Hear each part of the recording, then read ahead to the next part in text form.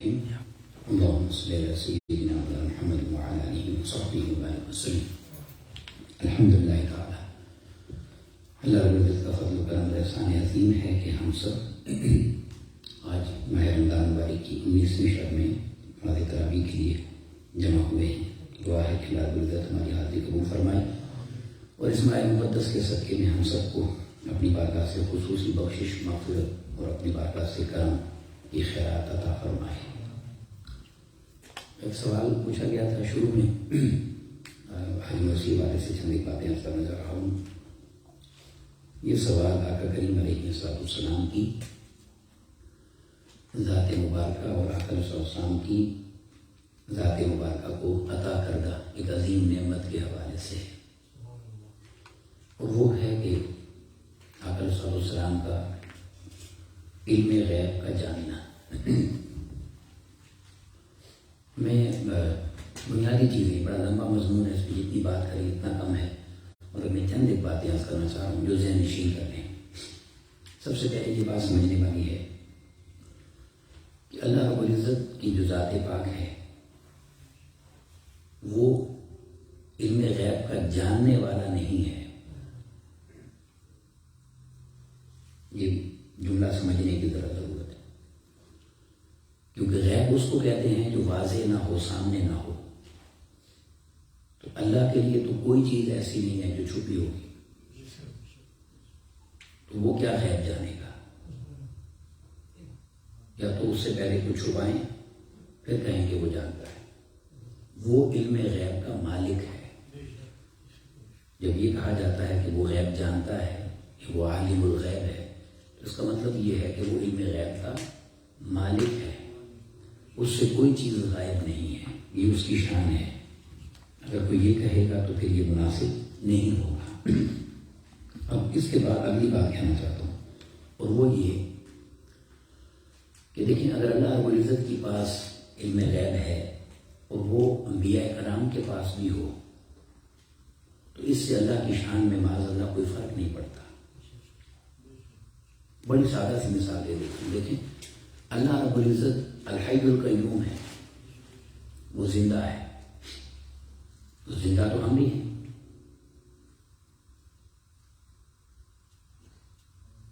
تو ہم کیسے، ہمارا کیا مطلب ہوگا؟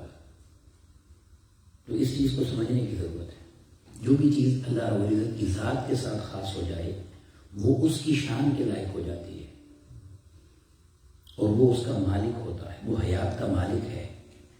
ہمیں جس کو بھی دنیا میں حیات ملی ہے وہ اللہ نے عطا کی ہے. اسی طرح علم غیب ہے کہ وہ علم غیب کا مالک ہے. وہ جس کو چاہے عطا کر دے. تو جب کسی کو وہ عطا کرتا ہے تو جو دینے والا ہے وہ ہر حال میں بڑا ہوتا ہے.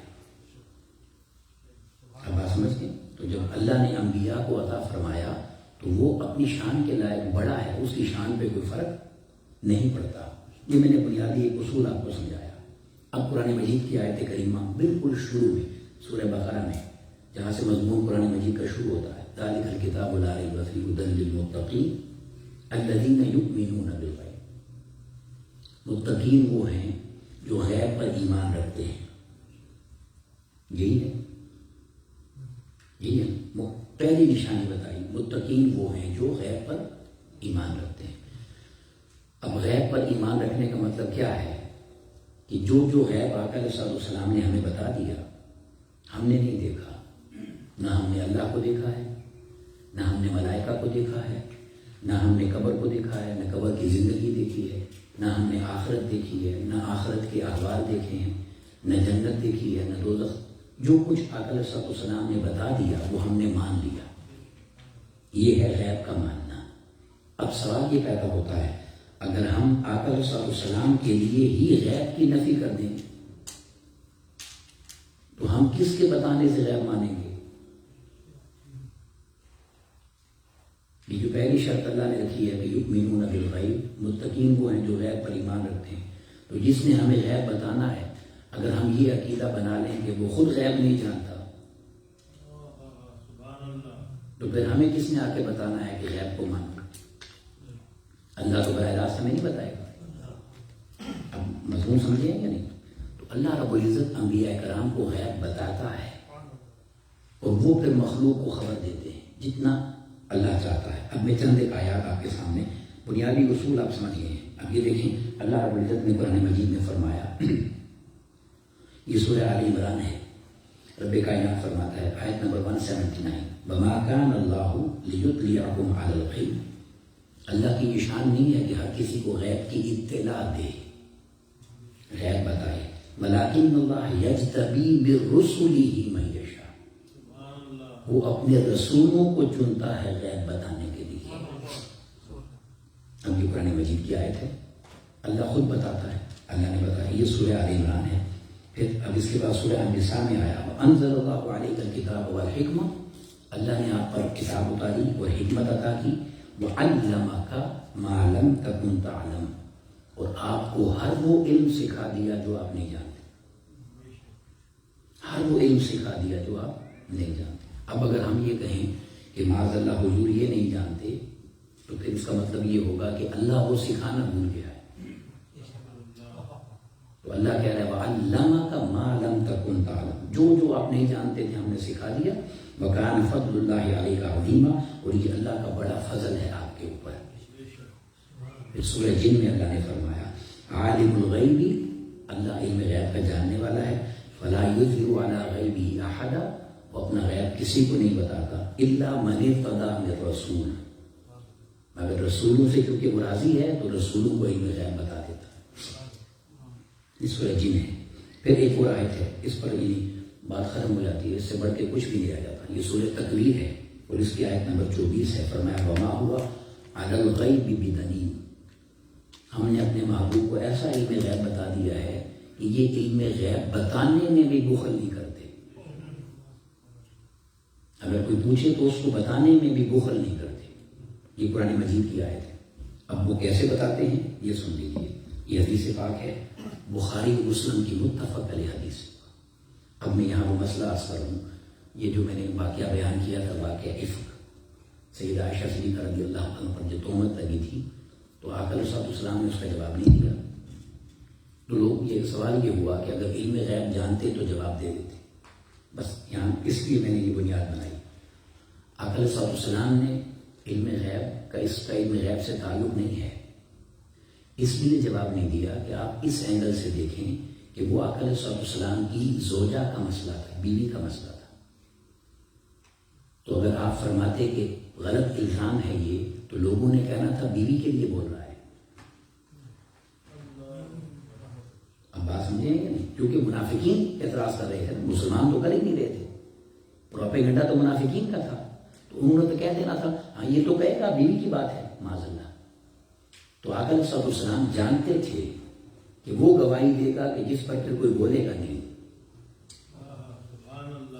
اور 30 دن گزر گئے اس واقعہ کو. آقا علیہ السلام اسی دن سیدنا صدیق اکبر کے گھر کیوں گئے جس دن وہی آئی.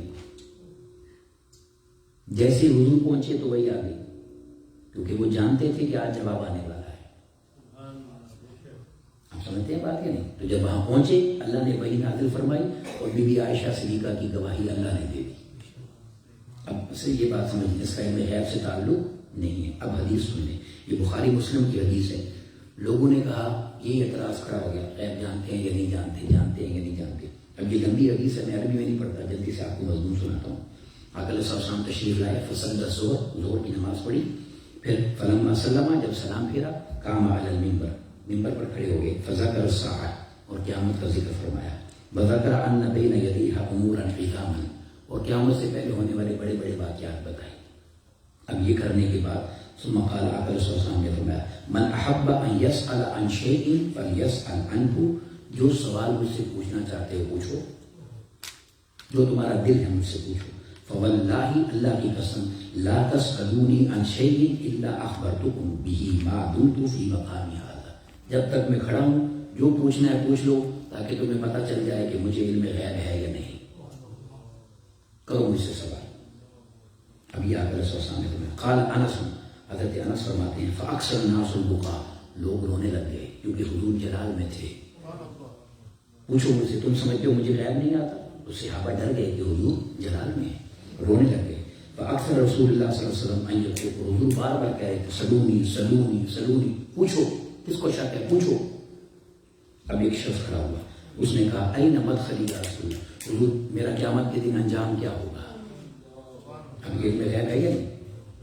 میں جنت میں جاؤں گا یا دوزخ میں جاؤں گا؟ حضور نے فرمایا النار، تم دوزخ میں جاؤ گے. منافق تھا وہ. اب یہ علم غیب ہے؟ بولیں. اس سے اگلا جو سوال ہے وہ اتنا عجیب سوال ہے کہ اس سے بڑا علم غیب دنیا میں ہو ہی نہیں سکتا. اور وہ کیا؟ فقام عبداللہ بن حذافہ، حضرت عبداللہ بن حذافہ کھڑے ہوئے. انہوں نے کہا من ابیا، میرے باپ کا نام بتائیں. کیونکہ ان کو لوگ یہ کہتے تھے کہ تم اپنے باپ کے بیٹے نہیں ہو، کسی اور باپ کی طرف ان کو تنگ کرتے تھے. اب کس کا بیٹا ہے یہ تو صرف عورت جانتی ہے کہ یہ بچہ میرے پاس کس کی طرف سے آیا ہے. آقا علیہ الصلوۃ والسلام نے اس کا سوال سنا، فرمایا ابو کا حذافہ، لوگ جھوٹ بولتے ہیں، تو حذافہ کا بیٹا ہے. اب یہاں پر جب یہ بات ہوئی تو پھر فرمایا اور پوچھو اور پوچھو. فبرا کا اب عمر اعلیٰ رکبتیہ، تو سیدنا فاروق اعظم اپنے گھٹنوں پر کھڑے ہو گئے، بیٹھے ہوئے تھے گھٹنوں پر اور ہاتھ جوڑ کر کہا رضینا باللہ ربا، ہم راضی ہیں اللہ سے، وبالاسلام دینا، دین پر راضی ہیں، وبمحمد رسولا، اور حضور آپ رسول ہیں، ہم راضی ہیں، ہمیں معاف کر دیں، ہمیں معاف کر دیں، حضور معاف کر دیں. بار بار یہ کہتے رہے حتیٰ کہ آقا علیہ السلام نے فرمایا ٹھیک ہے. تو پھر آپ نے سام تشریف فرما ہو گئے. اب یہ 20 حدیثیں ہیں جو اور قرآن مجید کی آیتیں ہیں، مگر میں ایک حدیث اور پر بات ختم کرتا ہوں. یہ ایک ایسی حدیث ہے، 3 زمانے ہیں نا، ماضی، حال اور مستقبل، اردو میں، عربی میں تو 2 ہی ہیں. اس حدیث میں تینوں زمانوں کا غیب ہے. معروف حدیث آپ نے سنی ہوئی ہے اور یہ بخاری شریف کی حدیث ہے اور اس کے الفاظ یہ ہیں کہ آقا علیہ السلام حضرت عبداللہ بن عباس روایت کرتے ہیں مر النبی صلی اللہ علیہ وسلم بقبرین، 2 قبروں سے گزرے، انہما لیعذبان، دونوں کو عذاب ہو رہا تھا، وما یعذبان فی کبیر، اور کسی بڑے گناہ کی وجہ سے نہیں ہو رہا تھا. ایک پیشاب میں احتیاط نہیں کرتا تھا، ایک چغلیاں لگاتا تھا. اب آگے حدیث کے الفاظ یہی ہیں. پھر آقا علیہ السلام نے فرمایا ایک ٹہنی لے کر آؤ، درخت کی ٹہنی لے کر آئے. تو آقا علیہ السلام نے اس کو توڑا اور ایک ٹہنی یہ قبر میں لگائی، آدھی اور آدھی دوسری میں لگائی. تو صحابہ نے پوچھا یا رسول اللہ لما فعلت ھذا، آپ نے یہ کیوں کیا ہے؟ فرمایا اس لیے کہ لعلہ یخفف عنہما ما لم یلبسا، جب تک یہ پتے ہرے رہیں گے ان کو عذاب نہیں ہوگا. یہ بخاری مسلم کی حدیث ہے. اب میں آپ کو اس میں 3 باتیں بتاتا ہوں. سب سے پہلا غیب یہ تھا، کسی صحابی کو قبر میں نظر نہیں آیا کہ کیا ہو رہا ہے، اس وقت عذاب ہو رہا ہے. تو یہ حال کا غیب ہے، حال، ٹھیک ہے.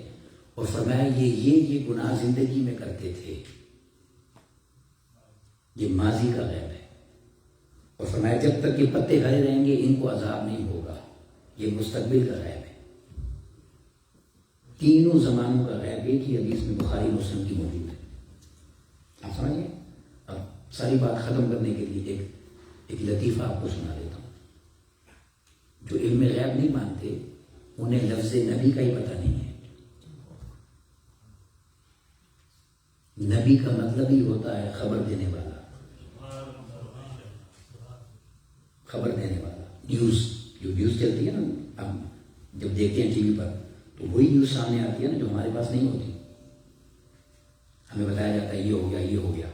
تو نبی ہوتا ہی وہ ہے جو نیوز دیتا ہے. اور نیوز کس کو کہتے ہیں؟ غیب کی خبر کو. تو اب اگر کوئی نبی بھی مانتا ہے اور پھر کہتا ہے غیب بھی نہیں جانتے، تو اس کا مطلب ہے کہ وہ معاذ اللہ نبی ہی نہیں مانتا. اس لیے تو منافق کہتے تھے یہ بتاؤ اگر نبی ہو. ایک دن حضور راستے میں جا رہے تھے، ایک شخص آیا، اس نے کہا یا رسول اللہ میں کلمہ پڑھ لوں گا اگر آپ بتائیں میرے جانور کے پیٹ میں کیا ہے. میرے جانور کے پیٹ میں کیا ہے. ایک صحابی کے ساتھ ان کو غصہ آ گیا، انہوں نے اس کا بازو پکڑا اور دور لے گئے اور دور جا کر کہنے لگے کہ اتنی بری بات میرے نبی سے پوچھتے ہو؟ بری بات کیوں کہا؟ سنیں میں تمہیں بتاتا ہوں. یہ حضور کے غلام صحابی کہہ رہے ہیں. انہوں نے کہا اس جانور کے ساتھ تو نے غلط کام کیا ہے، تیرا بچہ ہے اس کے پیٹ میں. اس نے فوراً کلمہ پڑھ لیا کہ اگر غلاموں کی اتنی نگاہ ہے تو نبی کی شان کیا ہوگی. اب بات سمجھیں. تو اللہ رب العزت اپنے محبوب بندوں کو اپنی بارگاہ سے غیب کا علم عطا فرماتا ہے. اور جو مقام، اور یہ بات ذہن میں رکھیں، اس سے اللہ کی شان پہ فرق نہیں پڑتا. اللہ کا علم ذاتی ہے اور انبیاء کا علم عطائی ہے، اللہ عطا کرتا ہے، اور اللہ رب العزت اپنے محبوب بندوں کو اسی طرح شان عطا کرتا ہے۔ اللہ ہمیں اس بات کو سمجھنے کی توفیق عطا فرمائے۔ السلام علیکم ورحمۃ اللہ وبرکاتہ۔